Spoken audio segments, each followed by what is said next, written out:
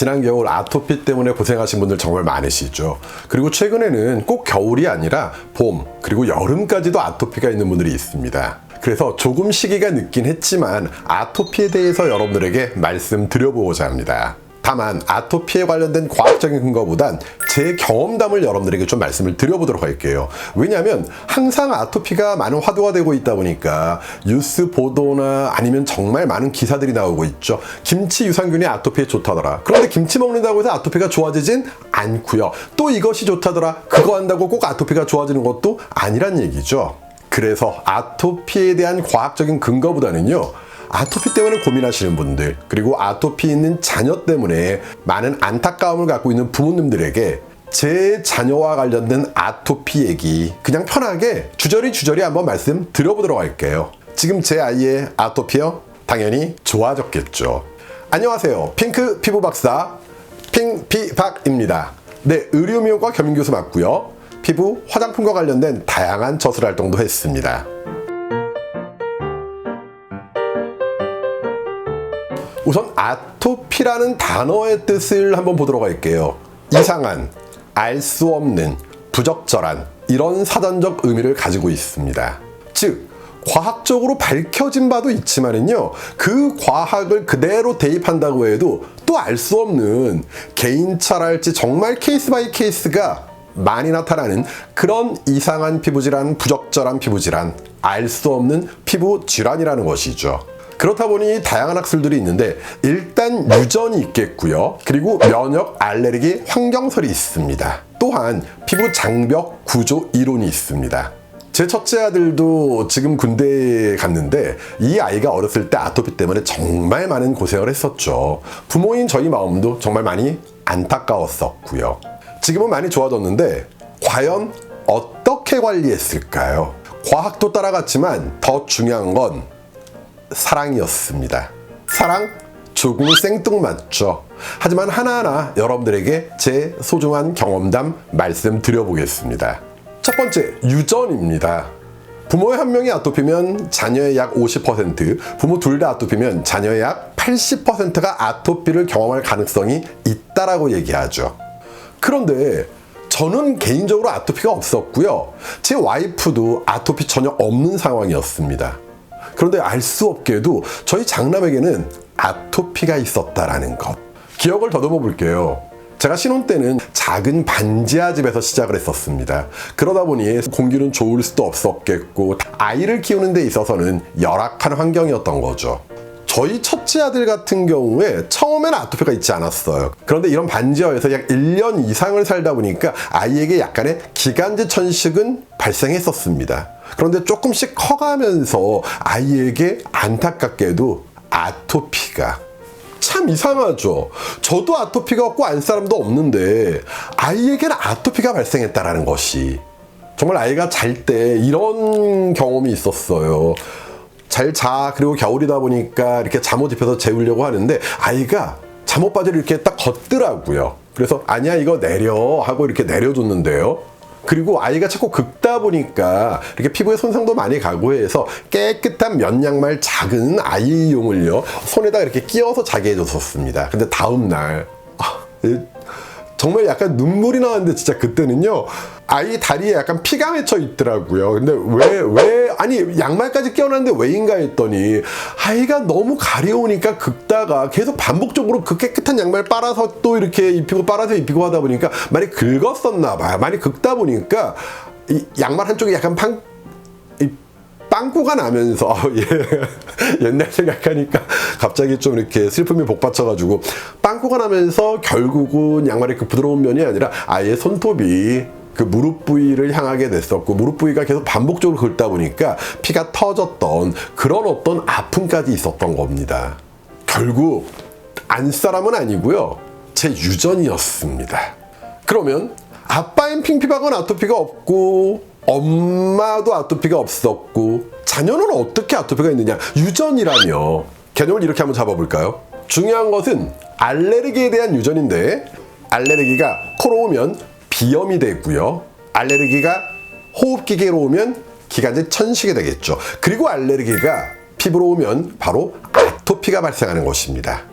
예를 들어 기관지 천식 심한 아이가 한의원에 가면요 여러 가지 한약재를 줍니다. 근데 그 기관지 천식 심한 아이가 아토피도 같이 갖고 있었는데 아토피보다는 천식이 심해서 천식 치료가 들어가다 보면요 천식 좋아지면서 아토피도 조금 좋아지더란 얘기죠. 왜? 결국은 면역 환경 알레르기와 연결이 돼 있기 때문인 것이죠. 저도 알레르기에 민감했고요. 그것이 저는 코로 왔을 뿐인데 저희 아이는 처음 환경이 좋지 않은 곳에 살다 보니까 기관지 천식이 왔었고 그것이 이제 아토피로 변환되어가는 그런 안타까운 상황을 겪을 수밖에 없었던 겁니다.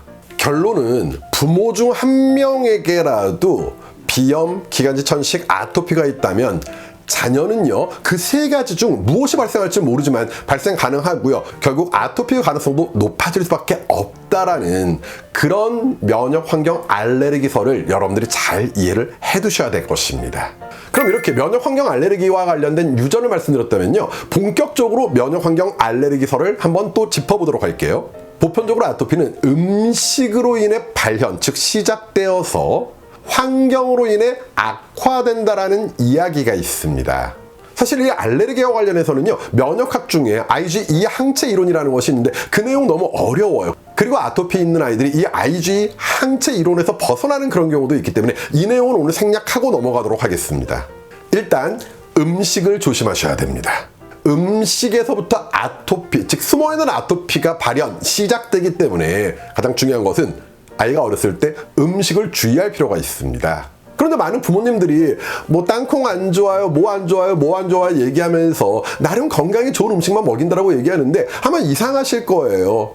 건강에 도움이 되는데도 불구하고 아이에게 아토피가 발생할 수 있기 때문에 또는 병원에 가서 알레르기 검사를 해서 아무런 문제가 나타나지 않는 경우에도 아토피가 나타나는 그런 경우가 있다는 얘기죠. 그렇기 때문에 부모님들은요 아이에게 밥을 먹일 때마다 반드시 식사 일지를 한번 써보십시오. 그러다 보면 아이가 언젠가 아토피가 특히 더 심해지는 날이 있다면은요 도대체 이 아이가 오늘 또는 전날에 어떤 음식을 먹었는가 이 통계를 내다보면 이 아이가 반드시 어떤 음식을 먹었을 때 꼭 피부가 더 가려운 그런 반응이 나오는구나 하는 통계를 여러분들이 먼저 찾아주셔야 된다는 이야기가 되겠죠.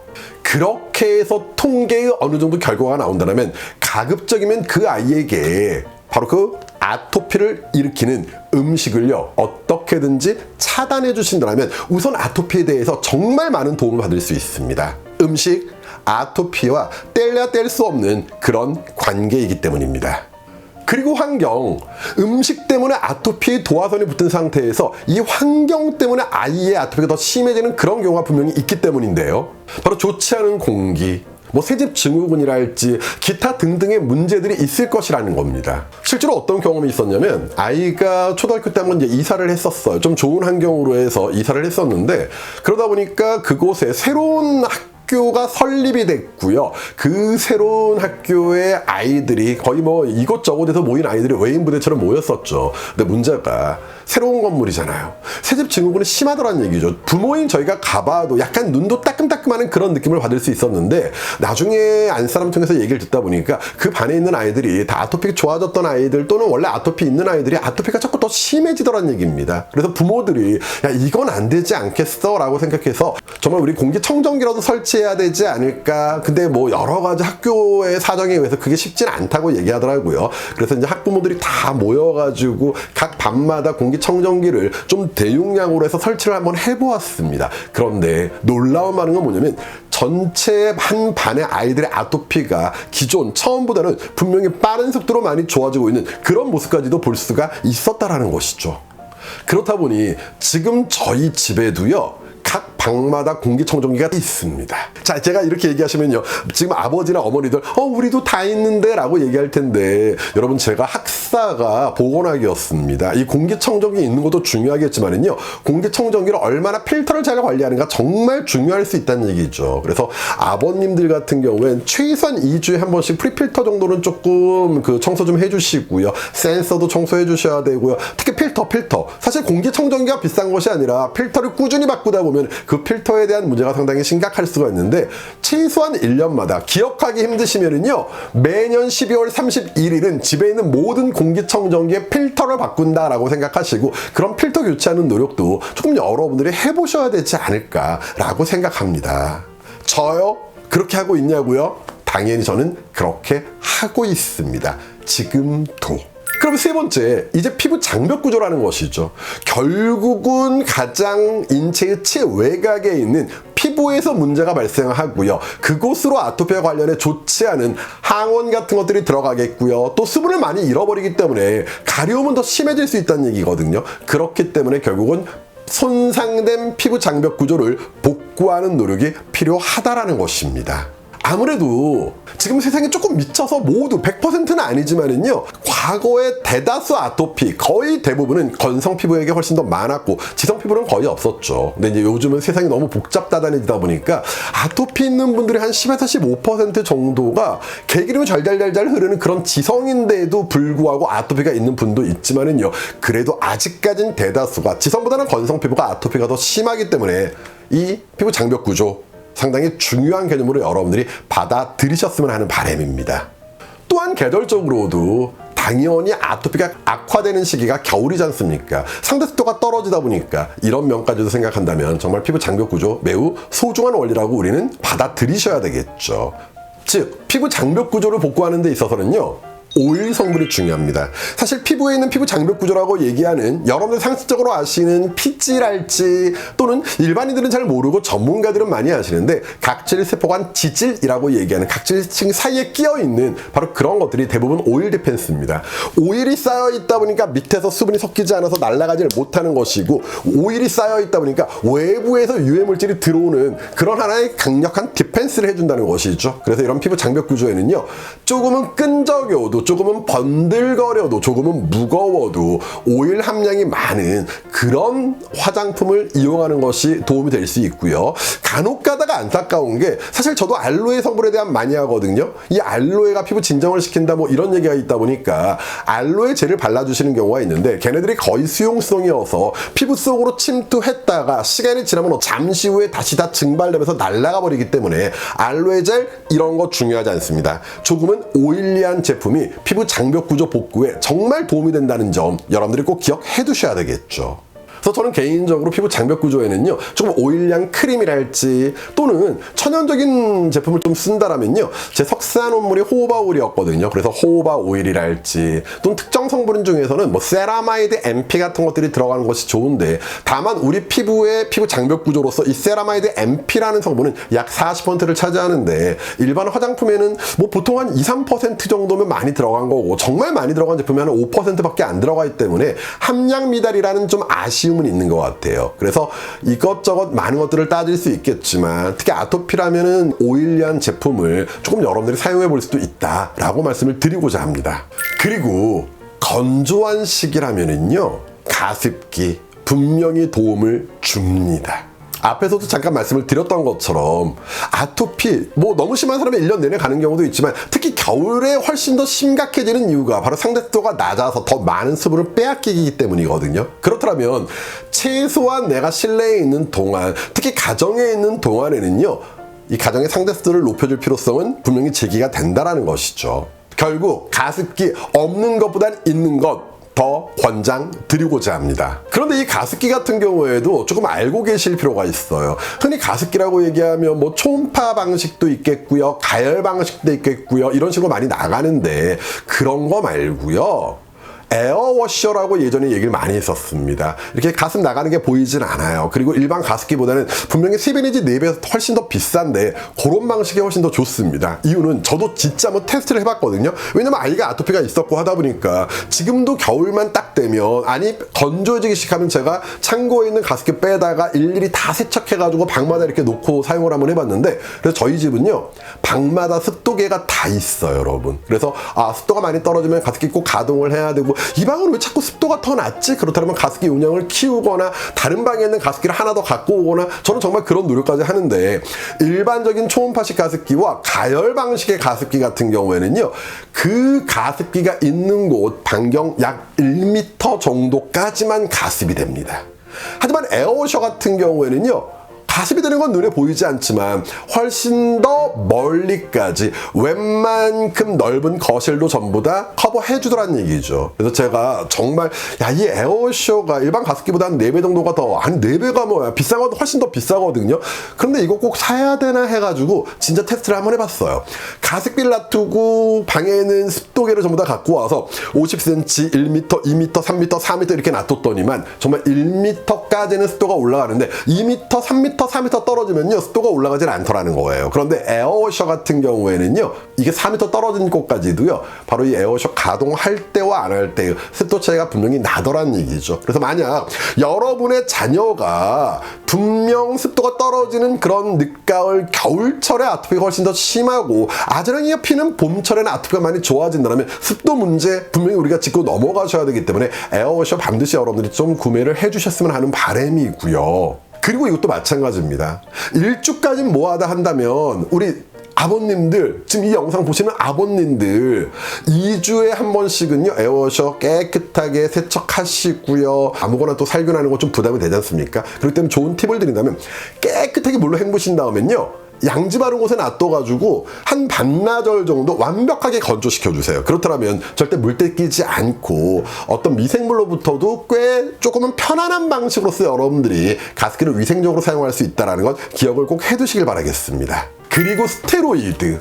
제가 스테로이드에 대한 영상도 꽤 오래전에 한번 올린 적이 있었는데 사실 이 영상 올린 이유가 뭐냐면요. 그렇죠. 스테로이드는요. 다시 결론만 얘기해 볼까요? 오남용이 나쁜 거예요. 하지만 필요할 때는 꼭 사용해 주셔야 된다는 얘기죠. 정말 가장 가슴 아팠던 개념은 뭐냐면 아이가 긁어서 피가 터져가지고 왔습니다. 그래서 피부과 원장님들이 스테로이드를 권장하면은요 어머님들 얘기하시죠. 이거 스테로이드잖아요. 이거 말고 다른 건 없나요? 스테로이드는 안 좋다고 들었는데요. 그런데 어머님들 제 얘기 한번 들어보시겠어요? 아이가 저녁에 어떤 이유에선가 평소보다 더 많이 가려워서 긁는이라고 잠을 못 잔다면 그게 더 나쁜 거고요. 또 긁다 보니까 피가 터지고요. 2차 세균 감염이 발생할 수도 있다라는 겁니다. 그렇기 때문에 만약 아이가 긁는이라고 잠을 못 잘 정도가 된다면 최소한 그날 정도는 스테로이드를 발라서 아이가 긁지 않고 나름 조금의 편안함으로써 잠을 잘 수 있도록 도와줄 수 있는 그런 노력이 필요하다라는 겁니다. 스테로이드 무조건 나쁜 거 아닙니다. 필요할 땐 써야 되는 필요악이라는 것이죠. 그래서 시간 되시면 카드 걸어 드릴 테니까 여러분들 스테로이드에 대한 영상 꼭 한번 보시길 바라겠고요. 피부과 원장님들이 여러분들에게 스테로이드를 처방해 드릴 때도요. 아이의 정도와 부위와 피부 두께에 따라서 너무 강한 스테로이드보다는 꼭 필요한 정도의 농도를 갖추고 있는 스테로이드를 처방해 주시기 때문에 필요할 땐 꼭 여러분들이 쓸 수 있는 그런 어머님들의 최소한 필요한 오픈 마인드 꼭 강조 드리고자 합니다. 결국 저는 이런 노력을 했습니다. 음식 일지 썼습니다. 그래서 특정 음식을 먹었을 때 문제가 된다는 걸 찾아냈고요. 그 다음 환경에 대한 노력, 어떤 좋지 않은 환경, 즉 공기와 그 다음에 습도에 대한 노력 정말 했고요. 그런데 유전, 부모인 저를 바꿀 순 없잖아요. 전 제 아이들 2명이 제 아이라서 너무 행복하거든요.